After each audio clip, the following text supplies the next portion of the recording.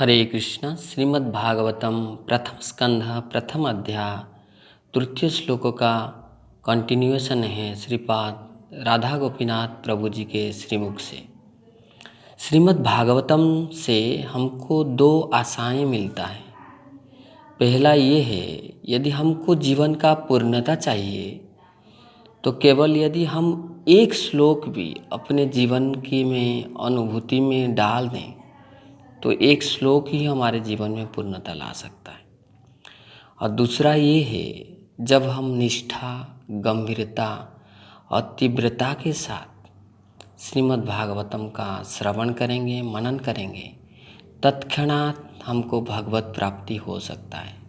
उसका उदाहरण है खट्वांग महाराज। खट्वांग महाराज को एक क्षण में उन्होंने भगवत प्राप्ति किया था।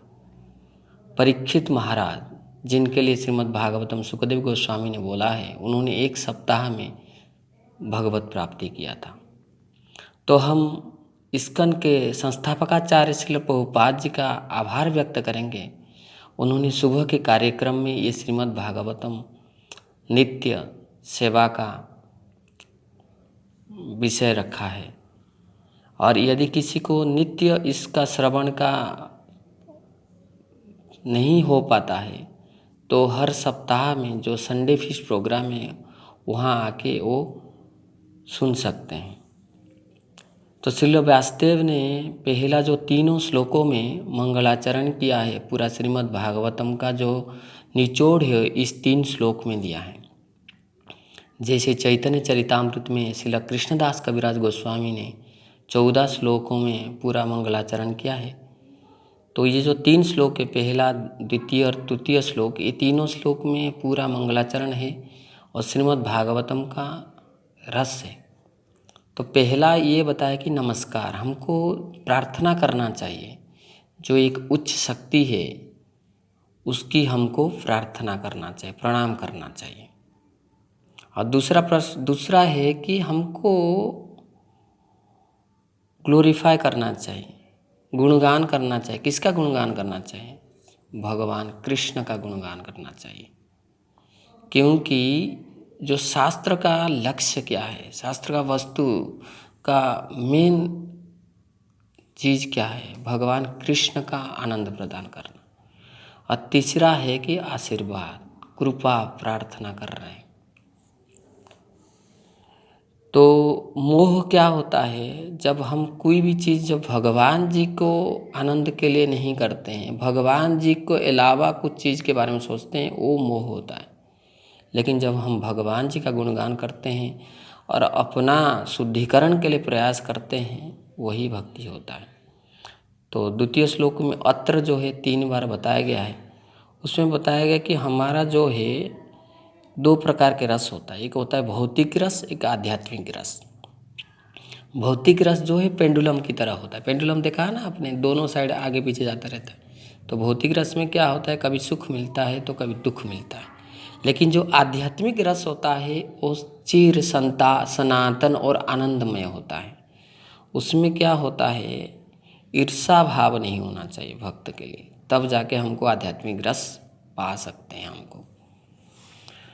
तो वेदस जो है कल्पतरु के तरह होता है। वांछा कल्पतरु जो है, जैसे जो भी पे वो कल्पतरु को मांगेंगे वो सब मिल जाएगा। उसका एक उदाहरण बताते हैं। जैसे एक वृद्ध व्यक्ति है, वो जंगल में जाता है, वो कार्य करके थक जाता है, वो सोचता है कभी फल मिल जाए तो सेम टाइम उसको फल मिल जाता है। फिर सोचता है थोड़ा जल मिल जाए तो जल मिल जाता है। तो सोचता है थोड़ा सा छाया मिल जाए तो उसके लिए एक घर बन जाता है। फिर सोचता है घर में अकेला क्या करेगा, तो कोई तो होना चाहिए साथी, तो एक सुंदर पत्नी उसको मिल जाता है। फिर सोचता है यदि जंगल है, कहीं कोई आ जाए तो देखिए एक टाइगर आ जाता है। तो आप सोच सकते हैं जो कल्पतरु है वो सब कुछ वांछा आपका पूर्ण कर सकता है, लेकिन वो घातक भी बन सकता है। लेकिन जो श्रीमद् भागवतम है वो निगम कल्पतरु है। वो कल्पतरु है निगम। निगम से संस्कृत शब्द है, गम का मतलब गो डाउन, मतलब नीचे जाता है। हमारा जो चेतना है वो प्रायतः यदि हम उसका निषेध नहीं करेंगे, यदि रेस्ट्रिक्शन नहीं करेंगे हमारे चेतना को, वो नीचे नीचे जाता रहता है। लेकिन जो श्रीमद् भागवतम है निगम कल्पतरुर है, वो हमको क्या बोलते हैं, हमारे जो चेतना है नीचे जाने से रोकता है। हमारे चेतना को स्टेप वाइज क्रमे क्रमे एक सीढ़ी से दूसरे सीढ़ी भगवत प्राप्ति की ओर मुख करता है। श्रीमद् भागवतम का यह गुण है। तो हमको क्या है, भक्ति जो है क्रमानुक्रम करना चाहिए, स्टेप बाय स्टेप। जो कुछ विधि है, कुछ निषेध है, उसको पालन करना चाहिए। जैसे हम बोलते हैं कुछ पवित्र लोग होते हैं, जैसे वो साधारण लोग क्या करते हैं, जैसे गुरुवार है, गुरुवार को मांसाहार नहीं करेंगे, वो कुछ नियम का पालन करते हैं। उसका उदाहरण बताता है, जैसे कोई प्रथम क्लास में स्टूडेंट हैं, वो मम्मी को बोलते हैं, मामा मैंने अभी जो है ओ आई ई सब सीख गया। मामा बोलते वेरी गुड। लेकिन यदि वो क्लास 5 में गया, बोला मामा मैंने सब पढ़ के आ गया, बोला क्या पढ़ के आ गया, बोला मामा मैंने ओ आई ई सीख लिया, तो सही नहीं है। तो भक्ति में उन्नति का मतलब क्या है, हमको एक स्टेप से दूसरे स्टेप में चढ़ना है, वो पुराना स्टेप को छोड़ के आगे बढ़ना है। अदरवाइज यदि हम सोचेंगे नहीं हम तो पक्का है कि हम क्लास 4 में ही रहेंगे, तो उससे क्या दिखाई देता है कि वो हम पतन की ओर जाते हैं। जैसे उसका उदाहरण है, जैसे कोई नया भक्त है, जब पूछते हैं आप कितना माला करते हैं, बोले 1 माला करते हैं, तो बोलते हैं ओके वेरी गुड, आपने बहुत अच्छा कर रहे हैं। लेकिन यदि कोई भक्त 4 साल 5 साल भक्ति में आने के बाद पूछे कितना माला करना, बोला कि ना मैं 1 माला कर रहा हूँ, तो उसका उन्नति नहीं हो रहा है। तो हमको सोचना चाहिए कि हमको कैसे आगे बढ़ना है, एक स्टेप से दूसरे स्टेप आगे को बढ़ने का प्रयास करना चाहिए। तो सबसे पहला जो है क्रम है, वो है हमारा विनम्रता भाव यदि नहीं है, तब हम भगवान कृष्ण से प्रेम नहीं कर सकते, ना भक्ति में आगे बढ़ सकते। तो हमको आगे बढ़ने के लिए क्या होना पड़ेगा, संतुष्टि अपने अंदर नहीं लेना चाहिए। मतलब हम जैसे जिस स्टेज में हैं, हमको संतुष्ट नहीं होना चाहिए कि हम अभी अच्छे से कर रहे हैं भक्ति, हमको और आगे बढ़ने का प्रयास करना चाहिए। हम और कैसे भगवान जी का और भक्तों के आनंद प्रदान करें। तो श्रील भक्ति विनोद ठाकुर बोलते हैं, तो 2 नियम है, एक कॉन्स्टिट्यूशनल नियम है, एक कंडीशनल नियम है। जो हमारा कॉन्स्टिट्यूशनल नियम है वो प्रेम भक्ति है। भगवान कृष्ण और भक्तों के आनंद के लिए अपने जीवन का उत्सर्ग करना चाहिए, और करना नहीं क्या चाहिए, ईर्ष्या हमको नहीं करना चाहिए, वैष्णव अपराध नहीं करना चाहिए। हमको सदा वैष्णव की कृपा आश्रित होना चाहिए, कि वैष्णव की जब कृपा मिलेगा तब जाके भगवान कृष्ण का कृपा मिलेगा। लेकिन जो कंडीशनल रूल्स हैं, शर्त के साथ हमको करते हैं, वो स्टेप बाय स्टेप है। जैसे 10 विधि संस्कार होता है, उसके आगे बढ़ते तो हम त्रिसंध्या करते हैं, संध्या बंधन करते हैं। उसके बाद हम ज्ञान में आगे बढ़ते हैं, तो कर्म कांड को छोड़ते हैं। उसके बाद धीरे धीरे भक्ति में आते हैं। भक्ति में कुछ नियम है, कुछ निषेध है, उसका पालन करते हैं। तो भक्ति का क्रिया क्या है, जो भगवान जी के भक्ति के अनुकूल है उसको हमको करना चाहिए।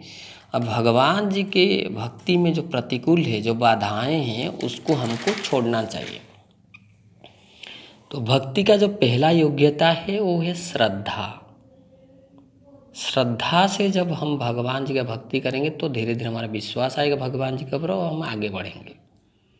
तो उसका उदाहरण बताते हैं, श्रील प्रभुपाद जी जब संडे फीस्ट प्रोग्राम होता था, बोलते थे कि गले तक खाओ, पूरा भरपेट खाओ। वो गुलाब जामुन सब भरपेट खाते हैं। तो कुछ दिन जाने के बाद वो बोले कि उन्होंने अपने प्रवचन में बोला भालो ना खाई वो, भालो ना पिंधी वो।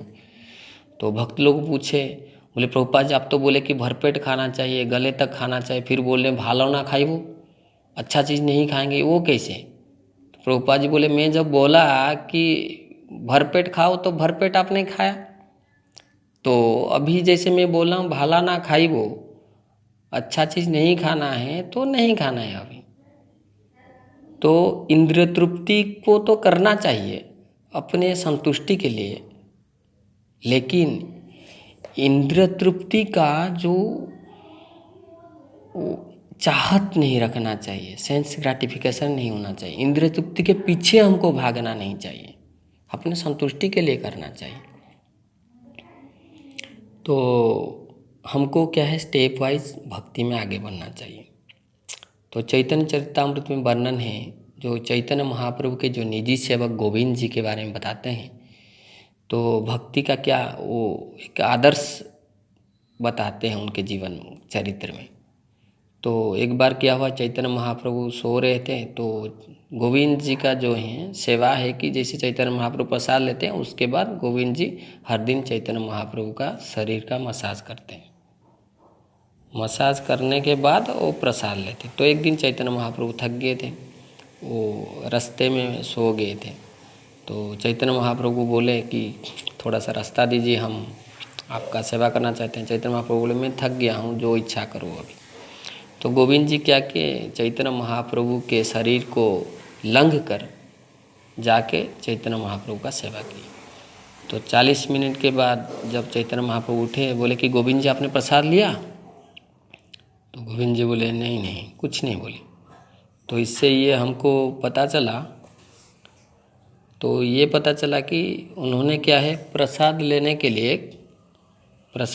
के लिए उन्होंने लंघ नहीं किया, लेकिन चैतन्य महाप्रभु के सेवा के लिए उन्होंने क्या किया, उन्होंने उनको क्रॉस किया। तो इससे ये सीख मिलता है कि अपने इंद्रिय तृप्ति के लिए हमको कुछ भी नियम को भंग नहीं करना चाहिए, बट भगवान जी के सेवा के लिए हमको क्या करना चाहिए, नियम भंग कर सकते हो। ये गोविंद जी के उदाहरण से पता चलता है। तो भक्ति का जो सार है वो है कि always remember Krishna, never forget Krishna. सदा हमको भगवान कृष्ण का याद रखना चाहिए और भगवान कृष्ण को कभी भूलना नहीं चाहिए। तो प्रभु जी बताए कि जो व्यासासन में बैठते हैं, जो प्रवचन देते हैं, उनका 2 गुण होना चाहिए। पहला तो है उसका सेवा भाव होना चाहिए, और दूसरा है उनका पर्सनल रियलाइजेशन होना चाहिए, आत्म अनुभूति होना चाहिए। उनका जो एटीट्यूड ये होना चाहिए कि उनके मन में ये नहीं होना चाहिए कि मुझे जो है, जो गुरु परंपरा में है, हमारे जो सीनियर है, उनसे ज़्यादा ज्ञान है।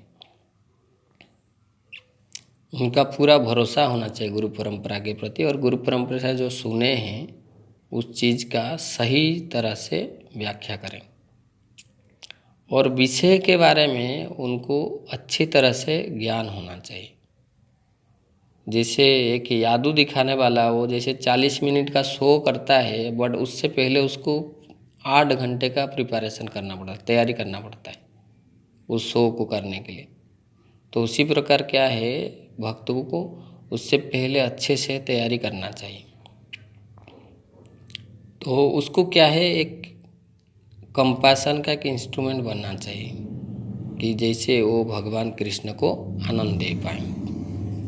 सो उसका लक्ष्य ये होना चाहिए कि जो चीज़ है, मूल लक्ष्य ये होना चाहिए कि जो चीज़ है उसको सही तरह से पेश किया जाए। तो रसराज श्री कृष्ण है जो सर्वाकर्षक है, तो उसका लक्ष्य ये होना चाहिए जो सुन रहे हैं उनके हृदय में भगवान कृष्ण के प्रति जो प्रेम है, सुप्त अवस्था में है, उसको कैसे जागृत करना चाहिए।